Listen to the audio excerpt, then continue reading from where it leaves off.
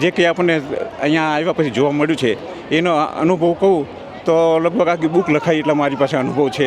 એક નથી, લખવા બેસી તો આખી બુક લખાયેલું છે. બાપાના મસાણી મેલડી માં તકી જય. હું લગભગ હવા બે વર્ષથી અહીંયા આવું છું, પણ ટૂંક સારમાં હું ઓછું જ કહું છું કે હું જે અહીંયા આવ્યો પછી માળીએ કીધું છે કે જેવી જેની શ્રદ્ધા અને જેવો જેનો વિશ્વાસ એ પ્રમાણે તમારું કામ થાય છે.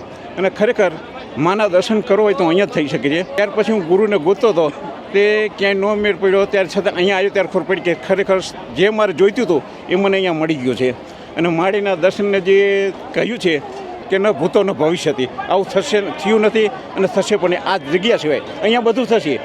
કારણ કે અહીંયા જે છે સત્ય ઘટના છે અને બાકીની બધી જે બહાર જઈએ છીએ અહીંયા બધી નોખી વાતો થાય છે અને નોખા આશ્વાસનો આપી અને આપણા દિવસો ટૂંકા કરે છે.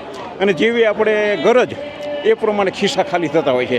મારા ખિસ્સા તો ઘણા ખાલી કર્યા છે, એને કોઈ વાત કર્યા જેવું નથી, પણ છે જે એ માગતો હોય છે અને કાં તો આવતો માગશે. પણ અહીંયા જે આવ્યા પછી જે કંઈ અનુભવ થાય છે કે માના ઘણા બધા મને દર્શન થયા છે, સપનામાં જોયા છે, દર્શન કરું છું, સવારે પ્રાર્થના કરું ત્યારે પણ મારી હાજર દેખાય છે. પાણીની લોટી ભરીને બેઠો હોય છું તો એની અંદર પણ માનું સ્વરૂપ દેખાય છે. દીપ જ્યોતની અંદર પણ દેખાય છે.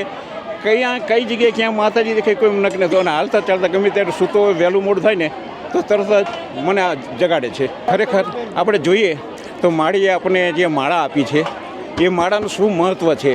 આમ દેખીએ તો બહાર તો નોખા સંતો સાધુ પાસે જ્યાં માળાઓ મળે છે, પણ અહીંયા જે મા પાસે માળા મળી છે એનું સ્વરૂપ, એનું જે હેતુ જે છે એ જ અલગ છે. કે એ માળા પહેર્યા પછી હું જ્યારે અહીંયા આવું છું ત્યારે લગભગ સવારથી આવી જાઉં અને રાતે દર્શન કરવાનો ટાઈમ થાય ત્યારે હું ઊભો થઉં છું. ત્યાં સુધી ઊભો નથી થતો અને મને પેટની અંદર દર્દ છે, પથરી છે, સારંગા છે, ઘણા બધા દુખાવા છે, પણ હું અહીંયા આવીને બેસું છું પછી મને કોઈ જ તકલીફ નથી પડતી. અને અત્યારે એમાં લગભગ વગર દવાએ 60% થી 70% મને ફેર છે. નહીં તો મને 3 ઓપરેશન કરવાનું કીધા હતા અને ઓથામસા નહીં હોય ને તો 70,000 થી 80,000 રૂપિયાનો ખર્ચો કીધો હતો. પણ મારે ખાલી દર વર્ષે હું અહીંયા આવું છું માતાજીએ અને માની પ્રસાદ ફરજિયાત લઉં છું. માનવ પ્રસાદ જે મળે છે, જે મળ્યું તે, જેટલું મળ્યું તે. મારું નામ છે કાંતિભાઈ નાનજીભાઈ રાઠોડ.